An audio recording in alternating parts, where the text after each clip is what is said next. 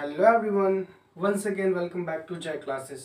तो दोस्तों, आज हम स्टडी करेंगे यूपी बोर्ड क्लास 10th के इंग्लिश के पोइट्री सेक्शन के तीसरे चैप्टर के बारे में, और वो है द विलेज सॉन्ग। तो दोस्तों, द विलेज सॉन्ग जो है किसने कंपोज किया है और एग्जैक्टली इसके माध्यम से, इस पोएम के माध्यम से क्या कहा जा रहा है, इसके बारे में हम स्टडी करेंगे। तो सबसे पहले बताना चाहूँगा दोस्तों, ये जो पोएम है द विलेज सॉन्ग, इसे कंपोज किया है सरोजनी नायडू ने। इनका जो बर्थ था वो 1879 में हुआ था और इनका जो डेथ था वो 1949 में हुआ था। इस पोएम में जो है दो लोगों के संवाद का वर्णन किया गया है। दो लोगों के संवाद कौन से लोग? एक तो एक बच्ची है और दूसरी उसकी माँ है। अर्थात जो माँ है वो भौतिक संसाधनों के तरफ ज़्यादा अट्रैक्ट होती है, उसके बारे में डिस्क्राइब करती हैं, लेकिन जो बच्ची है वो प्राकृतिक जो सुंदरता है, जो प्राकृतिक शक्तियाँ हैं, उसके बारे में वर्णन करती है। ओके, तो चलिए देखते हैं। आपको सबसे पहले बताना चाहूँगा दोस्तों, आपको शो हो रहा होगा द विलेज सॉन्ग का पहला पैराग्राफ आपको शो हो रहा होगा स्क्रीन पे। तो कह रहा है कि honey child whither are you going? Honey child whither are you going? Would you cast your jewels all to the breezes blowing? Would you leave the mother who on golden grain had fed you?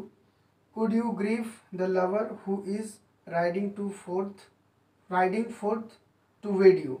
सबसे पहले क्या कर रहा है इस paragraph के माध्यम से? करें कि हनी चाइल्ड अर्थात प्यारी बच्ची। विदर का मतलब होता है वेयर का मतलब होता है कहाँ, आर का मतलब होता है हो, यू का मतलब होता है तुम, और गोइंग का मतलब होता है गोइंग का मतलब होता है जाना। अर्थात प्यारी बच्ची तुम कहाँ जा रही हो? Would you cast your jewels all to the breezes blowing? Would you cast मतलब होता है फेंकना, योर ज्वेल्स मतलब अपने कीमती आभूषणों को, और मतलब सभी। क्या तुम अपने सभी कीमती आभूषणों को फेंक दोगी? टू द ब्रीजेस ब्लोइंग अर्थात बहती हुई हवाओं में। क्या तुम अपने सभी कीमती आभूषणों को बहती हुई हवाओं में फेंक दोगी? आगे जो माँ है वो बच्ची से पूछ रही हैं कि would you leave the mother, would you leave क्या तुम छोड़ दोगी, क्या तुम त्याग दोगी? द मदर अर्थात उस माँ को, क्या तुम उस माँ को त्याग दोगी? Who on golden grain has fed you. Golden grain का मतलब होता है सोने का अनाज। दोस्तों, सोने का अनाज का तात्पर्य यहाँ पे गेहूं से है, क्योंकि जो गेहूं होता है वो गोल्डन कलर का होता है। तो वो माँ जो है अपने बच्ची से कह रही है कि क्या तुम जो है उस माँ को छोड़ दोगी जिसने तुम्हें सोने का अनाज खिला करके पाला है। फेड मतलब होता है खिलाना, राइट। क्या तुम उस माँ को छोड़ दोगी जिसने तुम्हें सोने का अनाज खिला करके पाला है?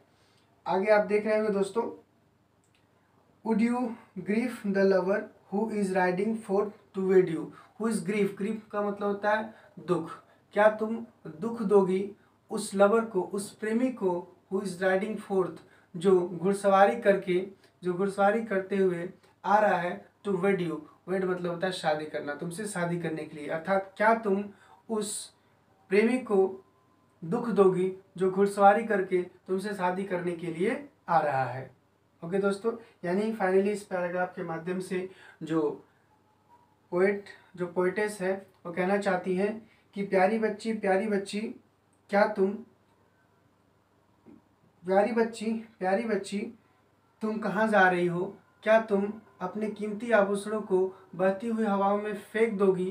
क्या तुम उस माँ को दुख दोगी जिसने तुम्हें सोने का अनाज खिला करके पाला हुआ है, तुम्हारा पालन पोषण किया है? क्या तुम उस प्रेमी को दुख दोगी जो तुमसे शादी करने के लिए घुड़सवारी करके आ रहा है? ओके दोस्तों, तो चलिए देखते हैं दूसरा पैराग्राफ।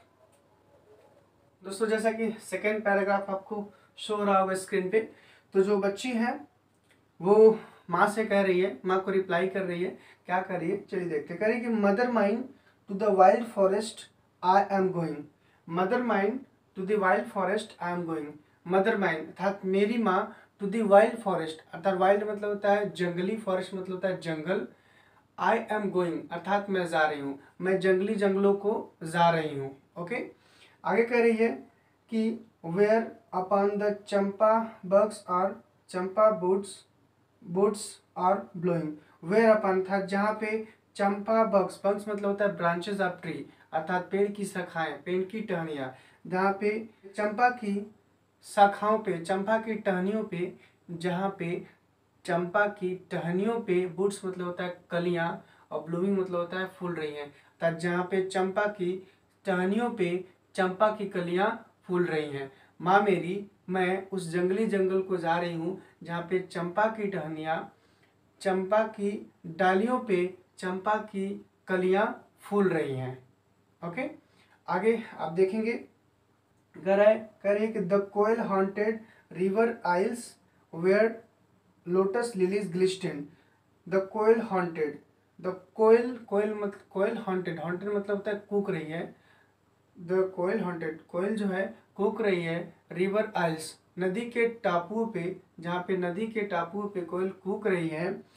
वेयर लोटस लिलीज ग्लिस्टेन, जहाँ पे लोटस लिलीज कमल कुमुदनी, ग्लिस्टेन मतलब चमक रही है। माँ मैं उस जंगली जंगलों के जा रही हूँ जहाँ पे नदी के टापू पे, जहाँ पे नदी के टापू पे कोयल जो है कूक रही है और कमल कुमुदनी चमक रही है।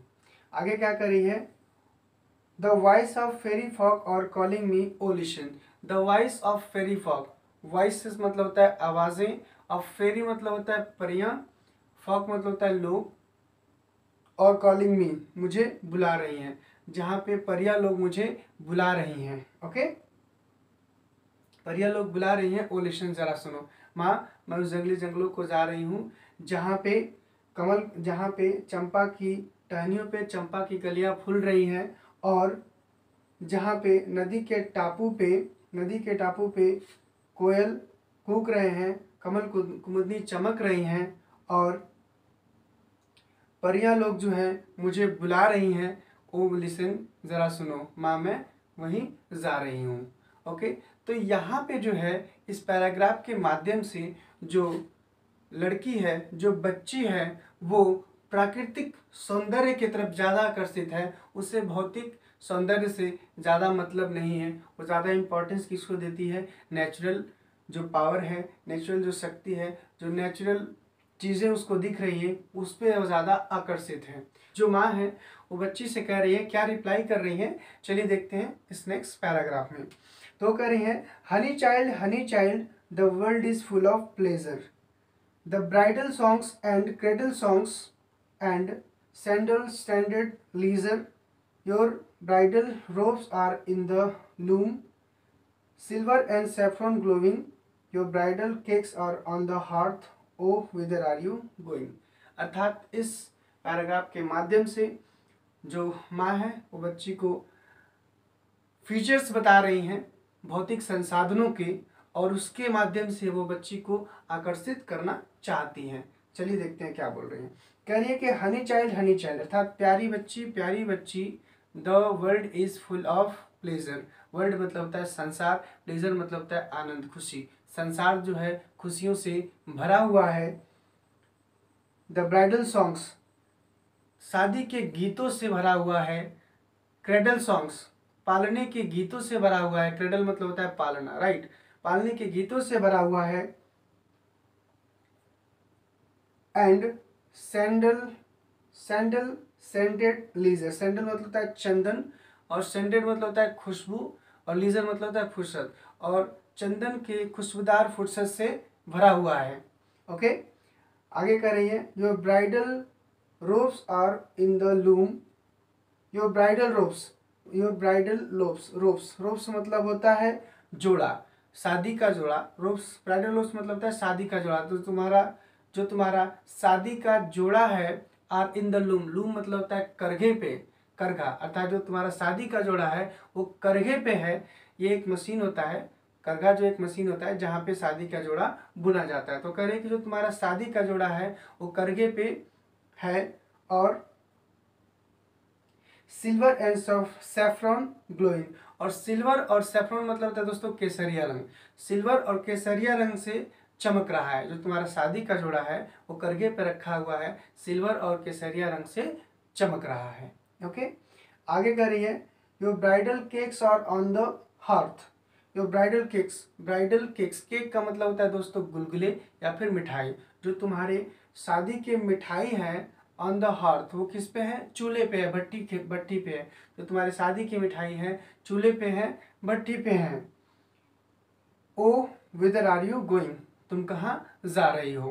प्यारी बच्ची तुम किधर जा रही हो? ओके, तो इस पैराग्राफ के माध्यम से फाइनली जो माँ है वो भौतिक संसाधनों की तरफ अट्रैक्ट करना चाहती है बच्ची को, और कहती है कि प्यारी बच्ची, संसार जो है खुशियों से भरा हुआ है, शादी के गीतों से भरा है, पालने के गीतों से भरा है, चंदन के खुशबूदार फुर्सत से भरा है।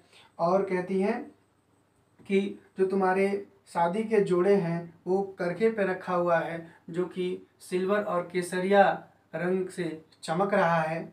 और तुम्हारे शादी के जो मिठाइयाँ हैं, जो गुलगुले हैं, वो चूल्हे पे रखे हुए हैं, और तुम कहाँ जा रही हो? ओके, तुम कहाँ जा रही हो? तो दोस्तों ये रहा तीसरा पैरा। अब हम देखेंगे अपने नेक्स्ट पैरा के। लास्ट पैराग्राफ शो हो रहा होगा, और इसमें ऑलरेडी शो हो रहा होगा स्क्रीन पे।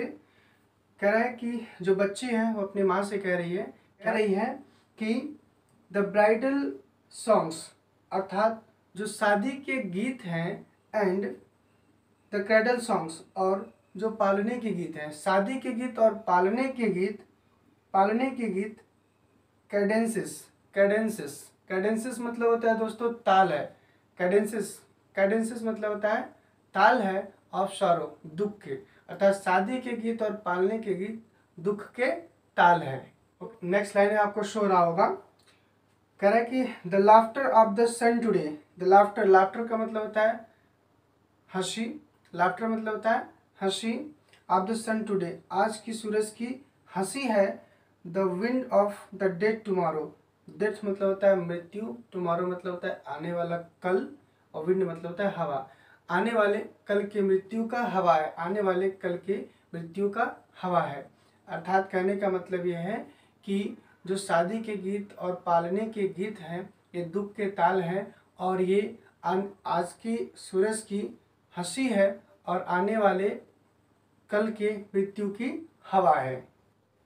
और जैसा कि आपको शो हो रहा होगा तीसरी लाइन में, करें कि the sweeter sound of the forest notes. The sweeter मतलब होता है मीठे, साउंड मतलब होता है आवाज़ या फिर प्रतीत होती है, राइट, लगना या फिर प्रतीत होना। साउंड मतलब होता है लगना या प्रतीत होना। मीठी आवाज़ प्रतीत होती है। द फॉरेस्ट नोट्स, जंगल की आवाज़ें, अर्थात जो जंगल की आवाज़ें हैं वो मीठे प्रतीत होती हैं। और वेयर द फॉरेस्ट स्ट्रीम्स, जहाँ पे, वेयर मतलब होता है जहाँ पे, फॉरेस्ट स्ट्रीम्स जंगल की झरने, जो जंगल के झरने, और फॉलिंग मतलब गिर रही हैं, जहाँ पे जंगल के झरने गिर रही हैं वो जो है मीठे प्रतीत होती हैं, वो मीठे प्रतीत होती हैं इन शादी के गीतों से और पालने के गीतों से। जो बच्ची होकर रही है कि जो झरने की जो आवाज़ है वो शादी के गीतों से और पालने के गीतों से अच्छा जो है प्रतीत होती हैं। ओके दोस्तों, और नेक्स्ट लाइन जैसा कि आपको वहाँ पर शो हो रहा होगा, O mother mine I can not stay the fairy folk are calling me. O mother mine, मेरी माँ, आई कैन नॉट स्टे, मैं नहीं रुक सकती, मैं नहीं ठहर सकती, the fairy folk are calling me, परिया लोग मुझे बुला रही हैं। तो दोस्तों इस पैराग्राफ के माध्यम से बच्ची ने जो नेचुरल जो अट्रैक्शन था उसके बारे में डिस्क्राइब किया है, जबकि जो माँ थी वो भौतिक अट्रैक्शन के बारे में डिस्क्राइब कर रही थी। तो आपको ये पोएम पढ़ के कैसा लगा ज़रूर बताएं, और कमेंट सेक्शन में कमेंट ज़रूर करें। तो सब्सक्राइब करें यदि हमारे चैनल पर नए व्यूवर हैं, तो बेल आइकन ऑल पे रखें ताकि हमारे आने वाले वीडियो के सभी अपडेट आपको टाइम टू टाइम मिलता रहे।